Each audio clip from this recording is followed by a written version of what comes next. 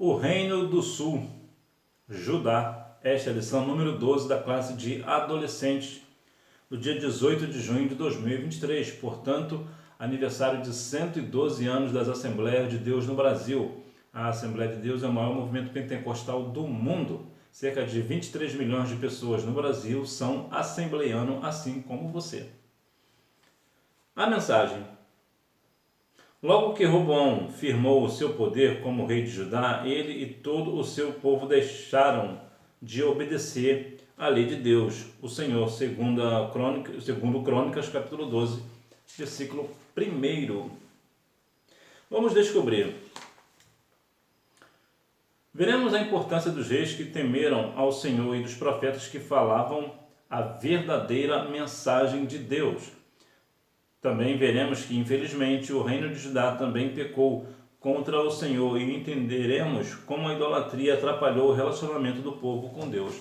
A idolatria sempre irá atrapalhar o relacionamento do homem com Deus. O homem se entrega de corpo e alma à idolatria e isso afasta-o do Senhor.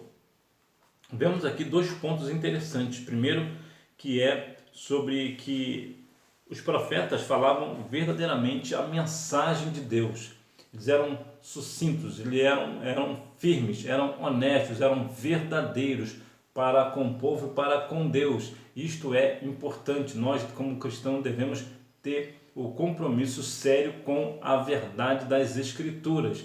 Falar verdadeiramente no nome do Senhor, falar verdadeiramente a mensagem de Deus. Mas também veremos que o reino de Judá também foi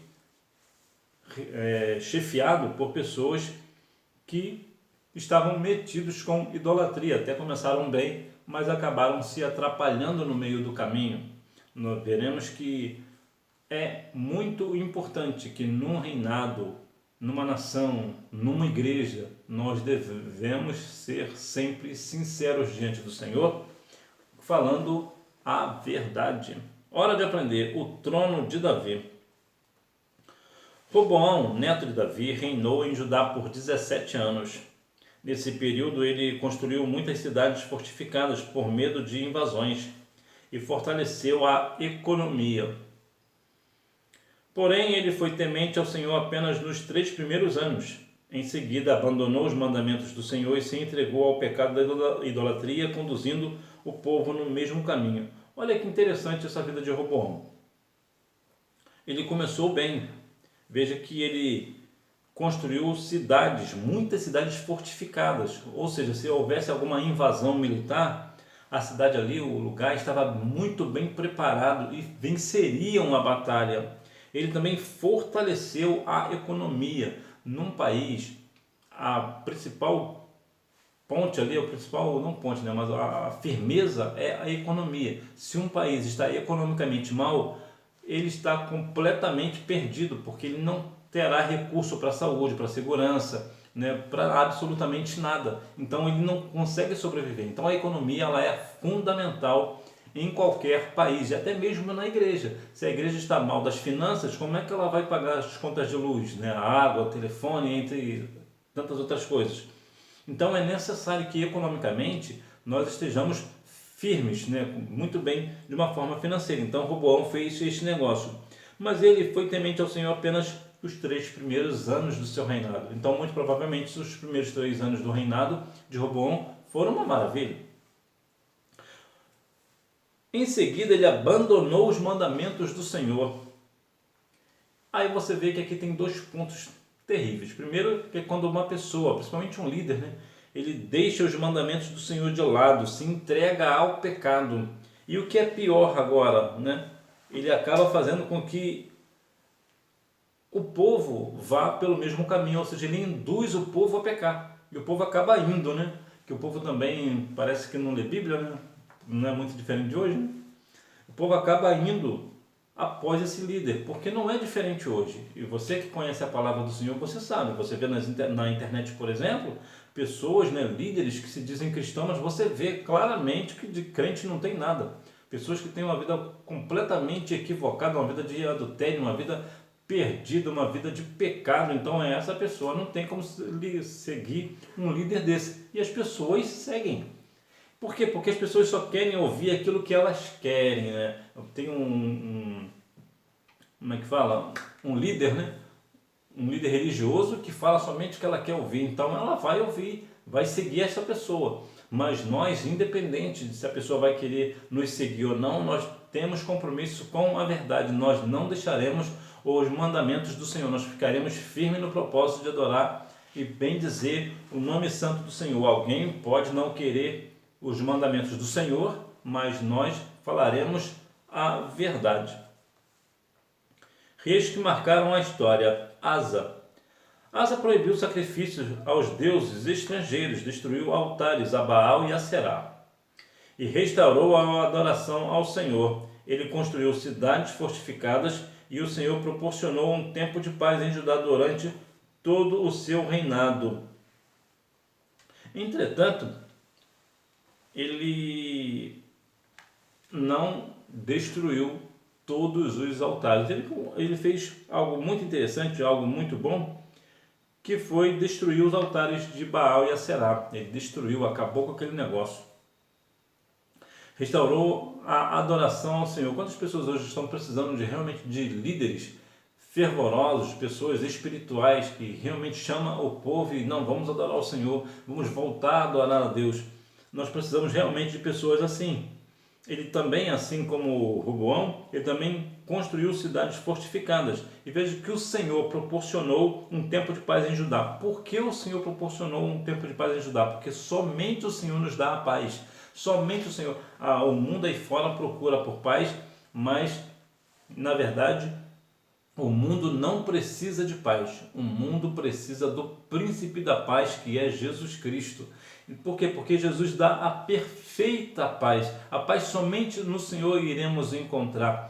Porque a paz que o mundo dá é uma paz passageira, momentânea, que de repente se acaba. Mas a paz do Senhor, ela é duradoura, né? Desde quando, claro, nós estejamos dentro dos mandamentos dele, desde que nós venhamos estar com o Senhor, adorando na beleza da sua santidade, não que nós venhamos estar aqui, né, louvando ao Senhor, mas deixando, né, permitindo altares estranhos dentro da casa do Senhor, de maneira nenhuma.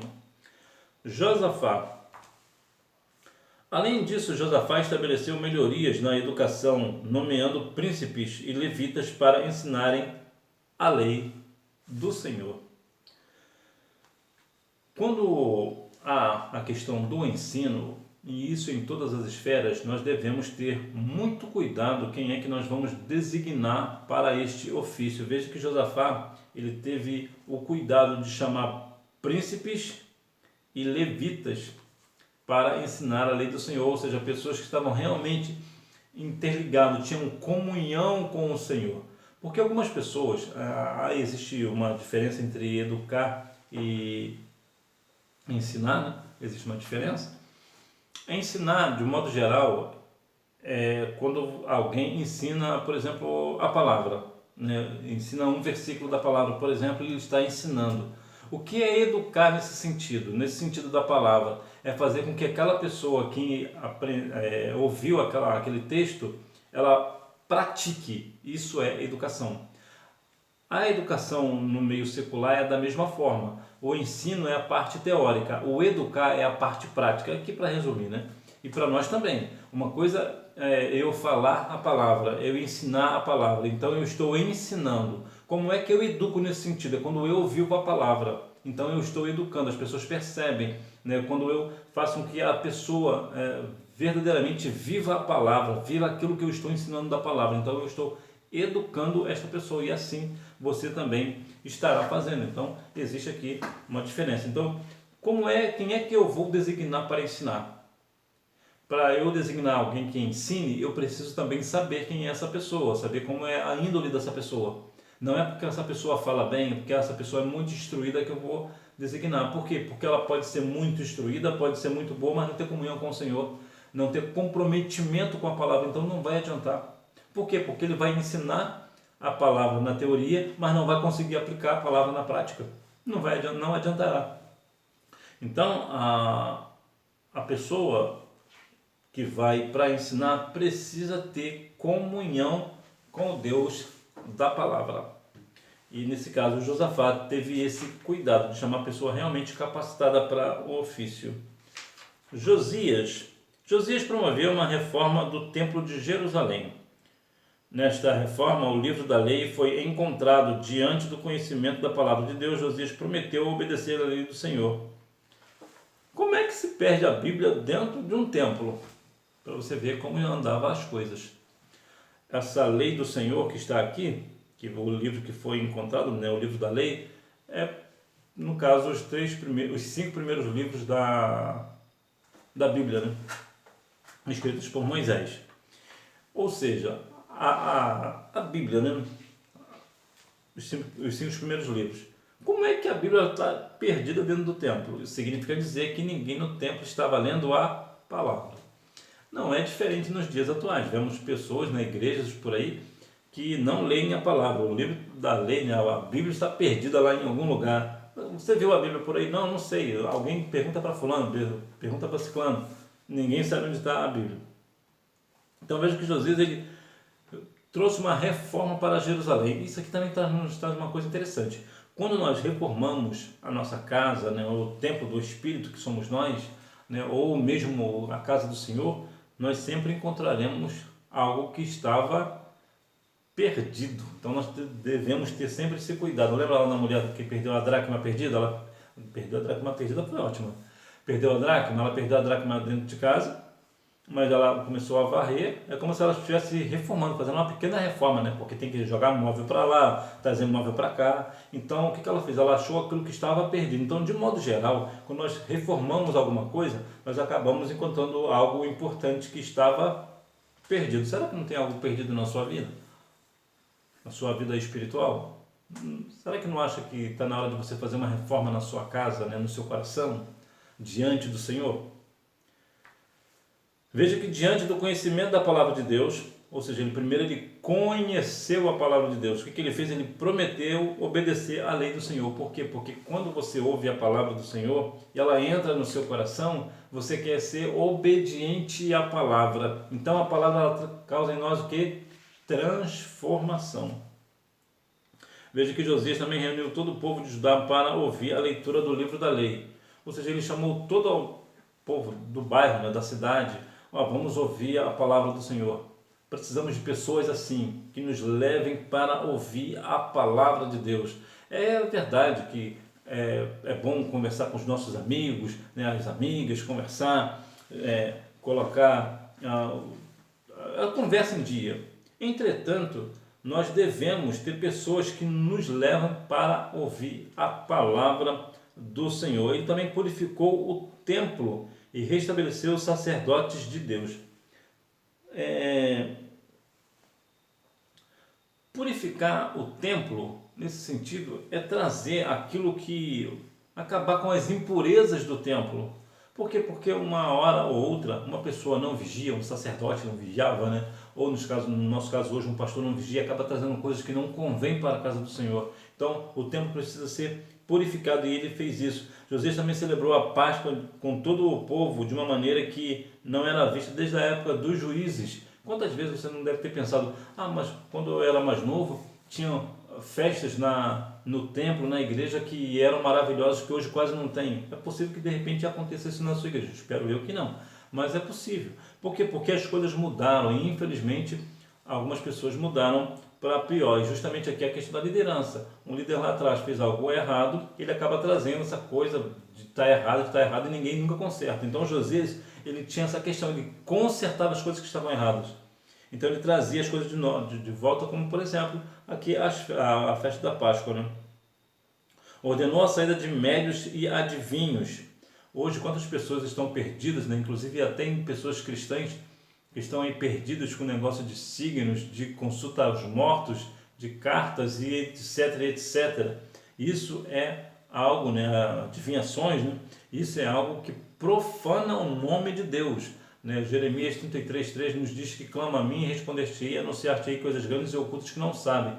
Não sabe alguma coisa da sua vida? Pergunte ao Senhor, clame ao Senhor que Ele vai te falar. Nós precisamos ter consciência de que o nosso futuro está nas mãos de Deus e não escrito nas estrelas. Ele também, olha só, ele destruiu ídolos e objetos de adoração pagã. É muito importante acabar com esse negócio, tirar todo o mal, arrancar o mal pela raiz, tirar com tudo, acabar com esse negócio. Deus falava em Judá. Deus não abandonou o seu povo, ele continuou falando através dos seus profetas, a fim de instruir e despertar o arrependimento. Veja que apesar de todas essas coisas, de idolatria, o livro da lei estar perdido dentro do templo, das pessoas não quererem mais o Senhor, ainda assim Deus não abandonou o seu povo, e não é diferente hoje. Vemos hoje um mundo completamente perdido em prostituições e adultérios, tudo quanto é coisas ruins, terríveis, execráveis, mas o Senhor continua com o povo. O Senhor ainda continua enviando profetas para falar a palavra para que as pessoas se arrependam, assim como eu e você nos arrependemos dos nossos pecados através da mensagem da palavra do Senhor. Então nós devemos fazer o mesmo, levar a palavra do Senhor às outras pessoas para que assim elas também sejam livres destes pecados. Naum foi um profeta da região de Judá. Ele pode ter sido contemporâneo dos reis Manassés e Amon, que foram infiéis a Deus. Naum teve uma visão de Deus e anunciou a destruição de Nínive.